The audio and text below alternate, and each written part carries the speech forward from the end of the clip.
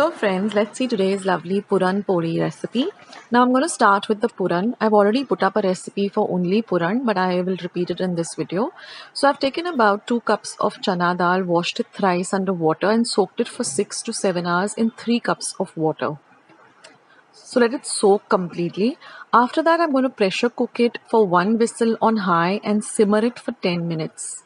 Then we're going to let it cool completely, keep a heavy weight on it and let it sit for about another 4-5 hours till all the water is drained out. Then I'm going to take a non-stick pan and I'm going to add this cooked chana dal and I'm going to add 1.5 cup of jaggery or ghee. You can use it as per your choice. Now I've also got 1 teaspoon of elaichi powder. Once the two of them start to melt or blend together really well, I'm going to add the elaichi powder and I'm going to mix this really well till the mixture starts to leave the sides of the pan like this. It should become a real thick mixture. And if you see when I stir, it starts to leave the sides of the pan very easily and it all comes together.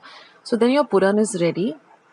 We're just going to let it cool completely before we start to make the puran puris. That there's one more very important step after the puran completely cools down.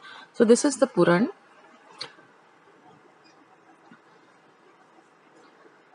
So the consistency should be like this, that you should be easily able to make a ball with it. So now our puran is ready. Now I'm going to take a sieve like this and place it on top of a vessel or a pan. I'm going to add about half a teaspoon of nutmeg or zaifar powder. And now I'm going to mix the whole thing really well and run it through this sift or sieve, which has very fine kind of openings. And then this is a very important step, so don't kind of skip this step. And then you're going to get this very smooth texture of puran. So just get it all together and then you're going to just put it aside till we're ready to make the puran polis. Now here I have 1 cup of all-purpose flour or maida, to which I'm going to add 1 cup of whole wheat flour. Now I'm going to add a little bit of salt to taste. Now if you want, you can add only whole wheat flour, 2 cups of whole wheat flour, or 2 cups of all-purpose flour. The choice is yours. And I'm just going to add a few teaspoons of hot melted ghee. This will give it a very nice elastic texture. So it becomes very easy to roll out the puran polis and they don't break. Now mix all of this really well together. That is both the flours, the salt and the ghee. And we're just going to add a little water at a time and knead this to a very soft, smooth, elastic kind of dough.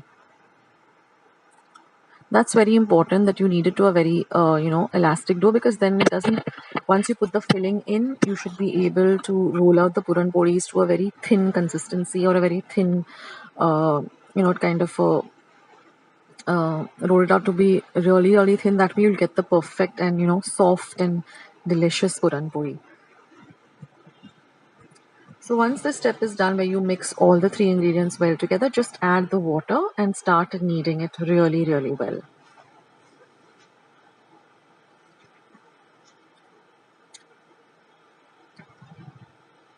So those of you who have never tried to make puran poli, try this out, guys. It's super simple.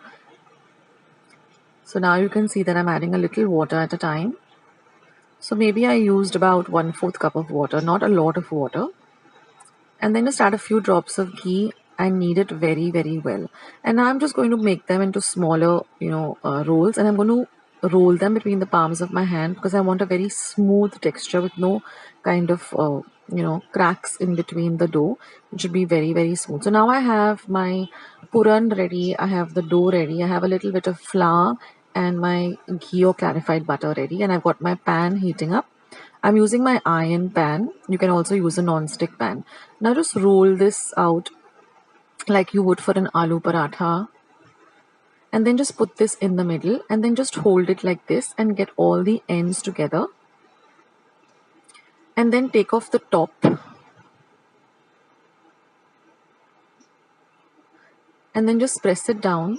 And with your hands just, kind of even it out. And then roll it to as thin as possible.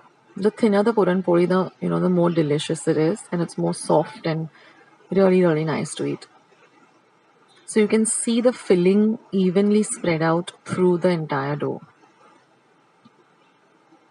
And I'm just going to roast it like I would an aloo paratha. Roast it on both sides first without adding any ghee yet. Let it puff up nicely on both sides like this, and only then add a few drops of ghee and your puran poli is all ready. And the ideal way to have it is to put a little bit of ghee on it and a little bit of cold milk or warm milk, the choice is yours, and then just crush it up and enjoy. So I hope you like this recipe. I hope you give it a try. I'll catch you in my next video. Bye.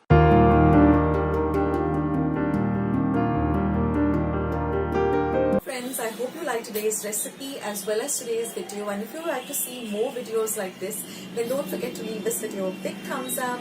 Also, by clicking the thumbs up icon. Also, don't forget to subscribe to my channel and become a part of Akshata's Recipes. Once you have subscribed, there is a small little bell icon that will pop up, so just click on that. That way, whenever I put up a new recipe or a new video, you get a message for the same. So on that note, I'll say bye and I'll catch you in my next video sooner than you think. This is Akshata saying bye, take care, stay healthy, stay fit, be kind and loving to one another. So till we meet again, bye.